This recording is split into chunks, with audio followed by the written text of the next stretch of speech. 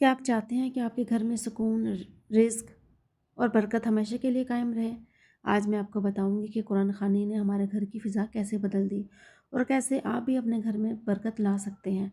बिस्मिल्लाहिर्रहमानिर्रहीम, अस्सलाम वालेकुम प्यारे दोस्तों, कैसे हैं आप सब? उम्मीद सब खैरियत से होंगे। मेरा आज का व्लॉग बहुत ही ख़ास है क्योंकि आज हमने अम्मी के घर में बरकत और सुकून के लिए कुरान ख़ानी का अहतमाम किया। मैं अम्मी के घर रहने के लिए आई हुई थी कि चलो, मेरी अम्मी ने सोचा कि चलो हुमैरा आई हुई है तो मैं घर में छोटा सा ख़त्म करवा लेते हैं। सब रिश्तेदारों को बारी बारी घरों में फ़ोन कर दिया कि 3 बजे कुरान ख़ानी है। तो बस आज सुबह से ही एक ख़ास खुशी और सुकून महसूस हो रहा है। मैंने सबसे पहले घर की सफाई की क्योंकि साफ़ सुथरा माहौल इबादत के लिए बहुत ज़रूरी होता है। मैंने भी साफ़ सुथरे कपड़े पहने, फिर बारी बारी सब मेहमान आने लग गए। किचन में बड़ी आपी ने पिंक टी के लिए कहवा और दूध चूल्हे पर चढ़ाया। फिर हमने मिलकर कुरान पाक की तिलावत शुरू की। जब कुरान की आवाज़ घर में गूंजती है तो वाकई लगता है जैसे फरिश्ते भी इस महफिल में शामिल हो जाते हैं। हमारी नीयत सिर्फ यही थी कि अल्लाह ताला मेरे मैके में बरकत अता करे, बच्चों की हिफाजत फरमाए और हर किस्म की परेशानियों को दूर फरमाए। मैंने हमेशा ये देखा है कि जब भी हम खुलूस दिल से कुरान पाक पढ़ते हैं तो दिल का बोझ हल्का हो जाता है। अगर आपके घर में भी कोई परेशानी है, बेसुकूनी है या रिस्क में कमी महसूस होती है तो यकीन करें, कुरान से बेहतर कोई हल नहीं।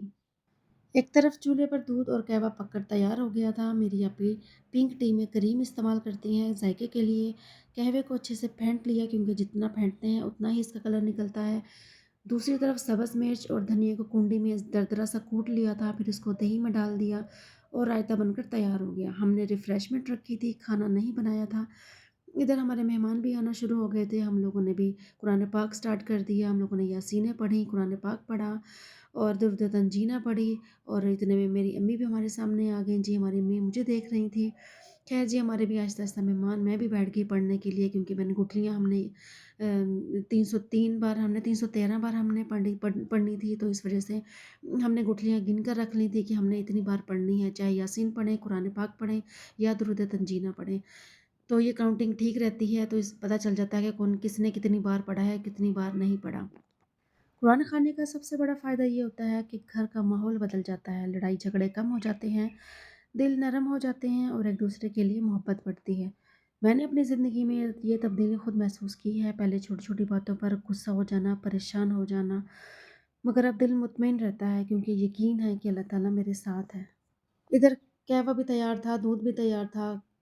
कहवे को दूध में अच्छी तरह फेंटी लगा के दूध में शामिल कर दिया, तो उसके बाद फिर ये इसका कलर निकलना शुरू हो जाता है। तो ये बहुत ही मज़ेदार चाय बनती है। दूसरी तरफ हमारे रिफ़्रेशमेंट का सामान आ गया था।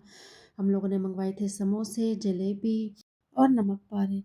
मैं आप सबको भी यही मशवरा दूँगी कि कुरान पाक का डेली एहतमाम करें। रोज़ाना 1 सपारा पढ़ें ताकि महीने में आपका कुरान पाक मुकम्मल हो जाए।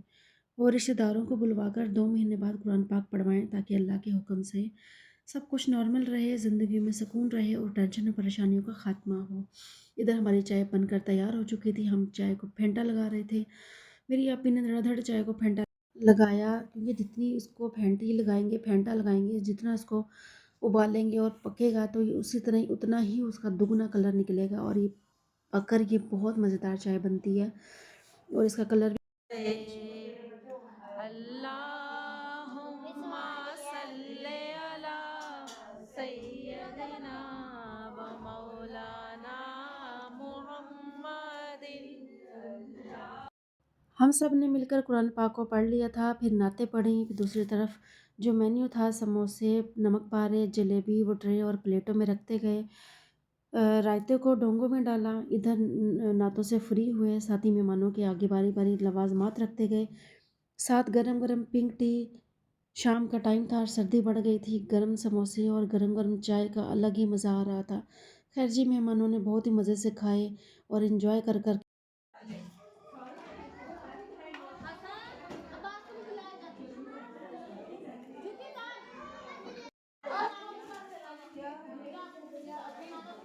असल मकसद दिखावा नहीं बल्कि शुक्रगुजारी है। मैं हमेशा कहती हूँ कि बरकत ज़्यादा खर्च करने में नहीं बल्कि नीयत में होती है। अगर आपके पास कम भी हैं तो भी आप अल्लाह के नाम पर थोड़ा सा रख कर लोगों को खिला सकते हैं।